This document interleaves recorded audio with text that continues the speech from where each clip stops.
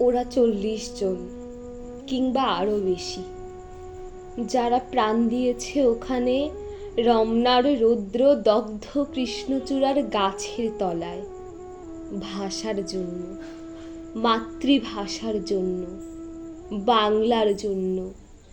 যারা প্রাণ দিয়েছে ওখানে একটি দেশের মহান সংস্কৃতির মর্যাদার জন্য, আলাওলের ঐতিহ্য, কায়কোবাদ, রবীন্দ্রনাথ ও নজরুলের সাহিত্য ও কবিতার জন্য।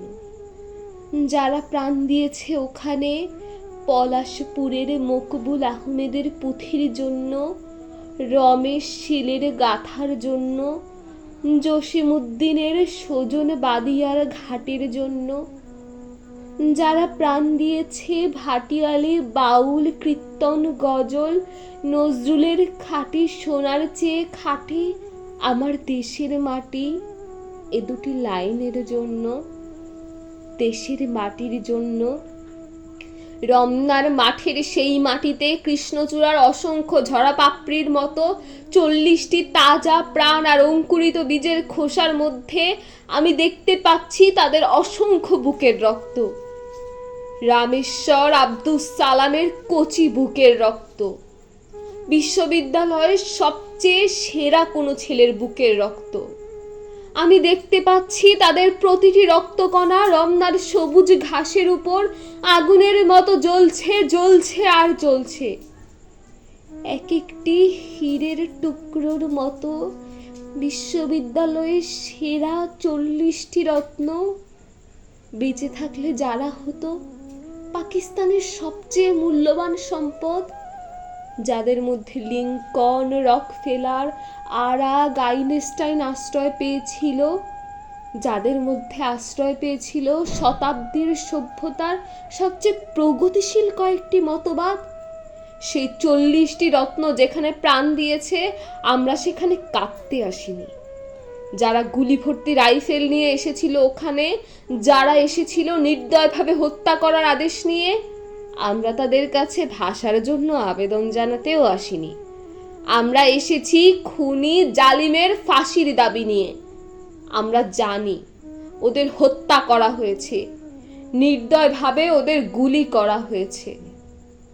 ওদের কারো নাম তোমারই মতো ওসমান, কারো বাবা তোমারই বাবার মতো, হয়তো কেরানি, কিংবা পূর্ব বাংলার নিভৃত কোনো গায়ে কারো বাবা মাটির বুক থেকে সোনা ফলায়, হয়তো কারো বাবা কোনো সরকারি চাকুরে। তোমারই আমারই মতো যারা হয়তো আজকে বেঁচে থাকতে পারত, আমারই মতো তাদের কোনো একজনের হয়তো বিয়ের দিনটি পর্যন্ত ধার্য হয়ে গিয়েছিল, তোমারই মতো তাদের কোনো একজন হয়তো মায়ের সদ্যপ্রাপ্ত চিঠিখানা এসে পড়বার আশায় টেবিলে রেখে মিছিলে যোগ দিতে গিয়েছিল। এমন এক একটি মূর্তিমান স্বপ্নকে বুকে চেপে জালিমের গুলিতে যারা প্রাণ দিল সেই সব মৃতদের নামে আমি ফাঁসি দাবি করছি। যারা আমার মাতৃভাষাকে নির্বাসন দিতে চেয়েছে তাদের জন্যে আমি ফাঁসি দাবি করছি। যাদের আদেশে এই দুর্ঘটনা ঘটেছে তাদের জন্যে ফাঁসি দাবি করছি।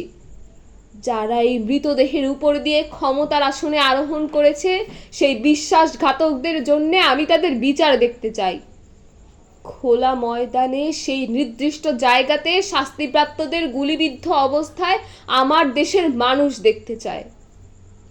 পাকিস্তানের প্রথম শহীদ এই 40টি রত্ন, দেশের 40 জন সেরা ছেলে, মা বাবা, নতুন বউ আর ছেলে মেয়ে নিয়ে এই পৃথিবীর কোলে এক একটি সংসার গড়ে তোলা যাদের স্বপ্ন ছিল, যাদের স্বপ্ন ছিল আইনস্টাইনের বৈজ্ঞানিক তত্ত্বকে আরো গভীরভাবে বিশ্লেষণ করার, যাদের স্বপ্ন ছিল আণবিক শক্তিকে কিভাবে মানুষের কাজে লাগানো যায় তার সাধনা করার, যাদের স্বপ্ন ছিল রবীন্দ্রনাথের বাঁশিওয়ালার চেয়েও সুন্দর একটি কবিতা রচনা করার, সেই সব শহীদ ভাইয়েরা আমার, যেখানে তোমরা প্রাণ দিয়েছ, সেখানে 1000 বছর পরেও সেই মাটি থেকে তোমাদের রক্তাক্ত চিহ্ন মুছে দিতে পারবে না সভ্যতার কোনো পদক্ষেপ। যদিও অগণন অস্পষ্ট স্বর নিস্তব্ধতাকে ভঙ্গ করবে, তবুও বিশ্ববিদ্যালয়ের সেই ঘণ্টাধ্বনি প্রতিদিন তোমাদের ঐতিহাসিক মৃত্যুক্ষণ ঘোষণা করবে। যদিও ঝড় ঝঞ্ঝা বৃষ্টিপাতে বিশ্ববিদ্যালয়ের ভিত্তি পর্যন্ত নাড়িয়ে দিতে পারে, তবুও তোমাদের শহীদ নামের ঔজ্জ্বল্য কিছুতেই মুছে যাবে না। খুনি জালিমের নিপীড়নকারীর কঠিন হাত কোনো দিনও চেপে দিতে পারবে না তোমাদের সেই লক্ষ্য দিনের আশাকে, যেদিন আমরা লড়াই করে জিতে নেব ন্যায় নীতির দিন। হে আমার মৃত ভাইয়েরা, সেই দিন নিস্তব্ধতার মধ্য থেকে তোমাদের কণ্ঠস্বর স্বাধীনতার বলিষ্ঠ চিৎকারে ভেসে আসবে। সেই দিন আমার দেশের জনতা খুনি জালেমকে ফাঁসির কাষ্ঠে ঝুলাবেই ঝুলাবে। তোমাদের আশা অগ্নিশিখার মতো জ্বলবে প্রতিশোধ এবং বিজয়ের আনন্দে।